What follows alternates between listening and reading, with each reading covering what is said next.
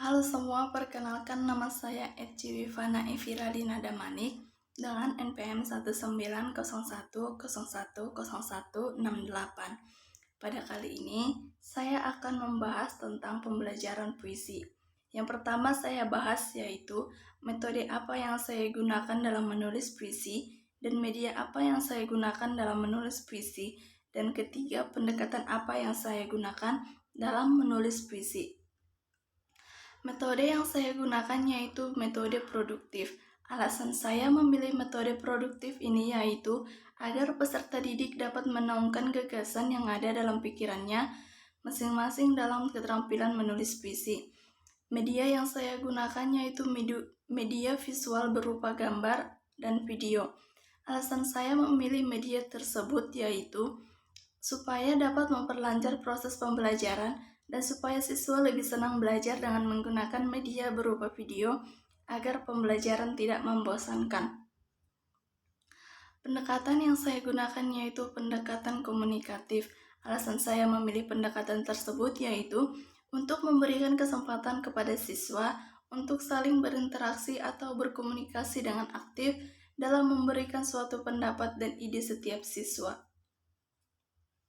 Selanjutnya saya akan membahas tentang pengertian dari puisi. Puisi adalah suatu karya sastra yang berasal dari ungkapan pikiran atau curahan hati penyair yang disusun dalam rangkaian bait.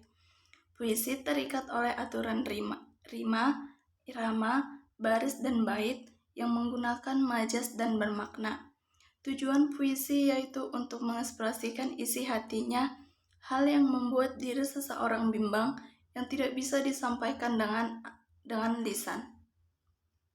Ciri-ciri puisi yaitu yang pertama, terdiri atas kumpulan kata-kata yang tersusun menjadi baris-baris. Yang kedua, baris-baris tersebut terkumpul menjadi beberapa bagian. Dan yang ketiga yaitu setiap baris terakhir berbunyi kata vokal, terkadang berupa huruf konsonan. Dan yang terakhir yaitu setiap baris terakhir bunyi vokal kata teratur. Jenis-jenis puisi. Jenis puisi dibagi menjadi dua bagian yaitu puisi lama dan puisi baru. Puisi lama merupakan jenis karya sastra puisi yang masih terikat pada aturan-aturan seperti jumlah baris, saja kata wirama, jumlah suku kata, dan sebagainya.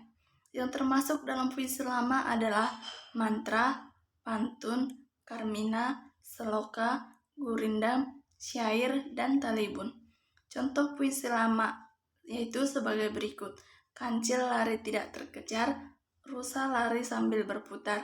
Sekarang kita mulai belajar supaya jadi anak yang pintar. Yang kedua yaitu puisi baru. Puisi baru atau disebut juga puisi modern merupakan jenis karya sastra puisi yang lebih bebas dibanding puisi lama karena tidak terikat pada aturan-aturan seperti jumlah baris, saja kata rima, jumlah suku kata, dan sebagainya. Yang termasuk dalam puisi baru adalah balada, romansa, elegi, himne, ode, dan satire. Contoh puisi baru, generasi sekarang. Di atas puncak gunung fantasi, berdiri aku dan dari sana, mandang ke bawah, ke tempat berjuang. Generasi sekarang dipajang masa, menciptakan kemegahan baru. Pantun keindahan Indonesia yang jadi kenang-kenangan pada zaman dalam dunia.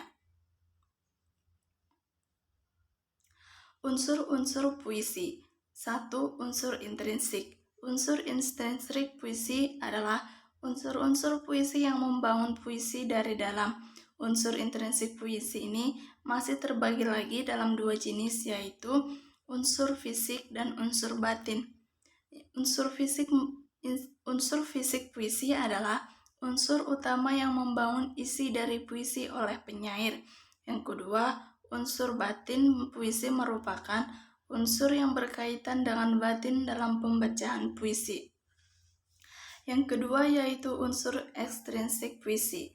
Unsur ekstrinsik puisi adalah unsur-unsur yang membentuk puisi dari luar. Unsur ekstrinsik pada puisi ini antara lain adalah unsur biografi, unsur nilai, dan unsur kemasyarakatan. Cara atau langkah-langkah dalam menulis puisi yaitu yang pertama, membuat kerangka puisi dimulai dari jenis puisi yang ingin ditulis. Jika pembaca ingin menulis puisi lama, maka irama, rima, sajak harus ditentukan terlebih dahulu agar pesan yang ingin disampaikan dapat dimengerti oleh pembaca puisi. Yang kedua, menentukan judul. Penentuan judul di awal dapat mempermudah pembaca untuk membatasi ungkapan atau emosi yang ingin disampaikan melalui puisi. Yang ketiga yaitu proses kreatif yang dapat pembaca peroleh melalui pembaca referensi serta puisi atau berimajinasi. Dan yang terakhir yaitu menggunakan gaya bahasa dalam puisi tersebut dan kembangkan puisi tersebut menjadi lebih indah. Sekian pembelajaran mengenai puisi yang saya buat. Sekian dan terima kasih.